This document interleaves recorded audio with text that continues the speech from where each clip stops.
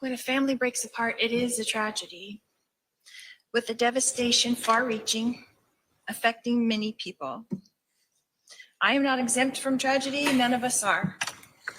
But what we learn from it is most important. Because of this experience, I've studied the law and the judicial system, and that knowledge will stay with me forever. When we experience tragedy, we can grow stronger from the experiences, and then those experiences are not all negative. You would think that often people in my position would feel defensive or angry. And from where I'm standing, I understand that very well. But I don't feel any of those things. You have watched me under pressure, under scrutiny, and even under attack. And I have shown you that I'm not on any of those things.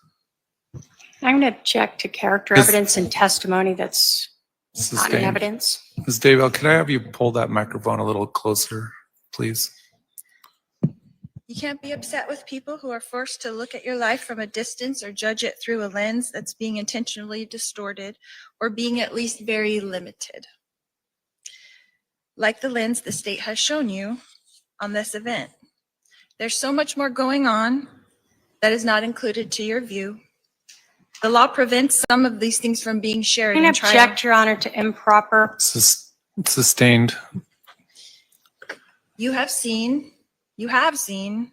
opinions formed by strangers trying to put together a narrative. I have shown you that basically there is no defense to what a person did not do or did not participate in. Other than what you've seen, which is no evidence that I made an agreement to commit a crime, because no such evidence exists. So I'm not defensive. I'm not angry. Nobody has all the pieces to this puzzle. It is complex. Like most families, this is a complex issue. And like the state, I was not there. But there is no agreement, no plan, no game. I am no stranger to tragedy. The breaking up of a family is tragedy. On June 25th, 2019, Brandon Boudreau decided that I was responsible for his family tragedy. And I'm really sorry that he feels that way. No, Your Honor, I'm going to object again to testimony. All right. The jury is reminded that what is said in closing statements or closing arguments is not evidence. It is not testimony. The intent of the closing argument is for each side to argue what the evidence shows. Go ahead. I did and have supported my niece Melanie when she suffered tragedy as a young child and during this terribly difficult time in 2019.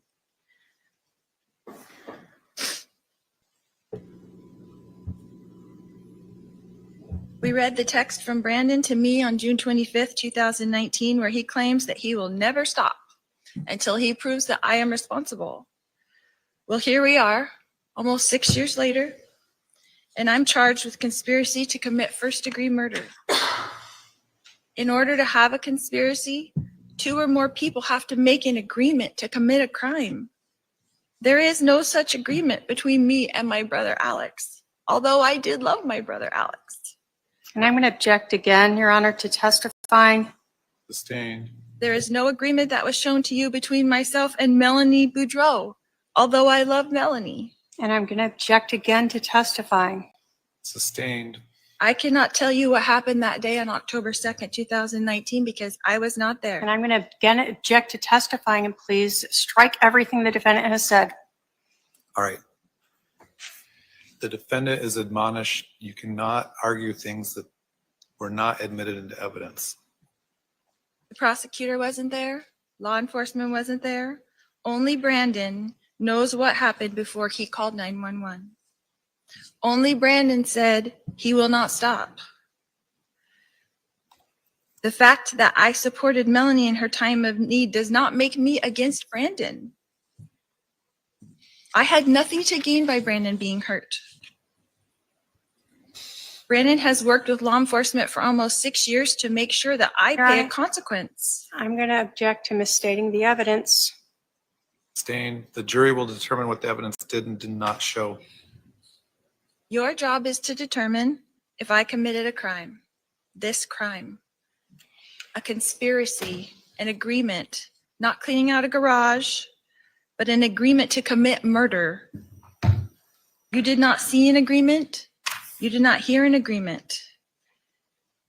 You heard Detective Duncan say that he had spent hundreds of hours going over my iCloud accounts. They have 19 years of my accounts, text messages. And I'm going to object to calls. misstates the evidence and no. If there was an agreement. Hold on. The objection sustained. The jury is reminded that they will determine what the evidence did and did not show. Go ahead. If there was an agreement, they would have showed it to you. There is no agreement.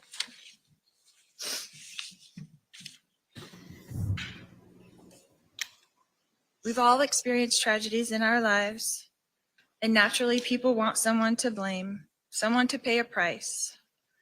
My brother is no longer here. We can't ask him about that day. There were things presented in this case that I did not know.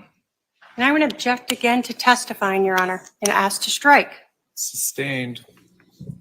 Things that I saw, I thought, And again, I'm going to already ask to strike. All right. The defendant cannot testify to things that were not testified to from the witness stand. because this is the theory the prosecutor wants you to see, it is limited. How can we say clearly when the law only allows for a skewed view of things? The devastation this family has gone through is the tragedy. After almost 6 years, it's time for healing.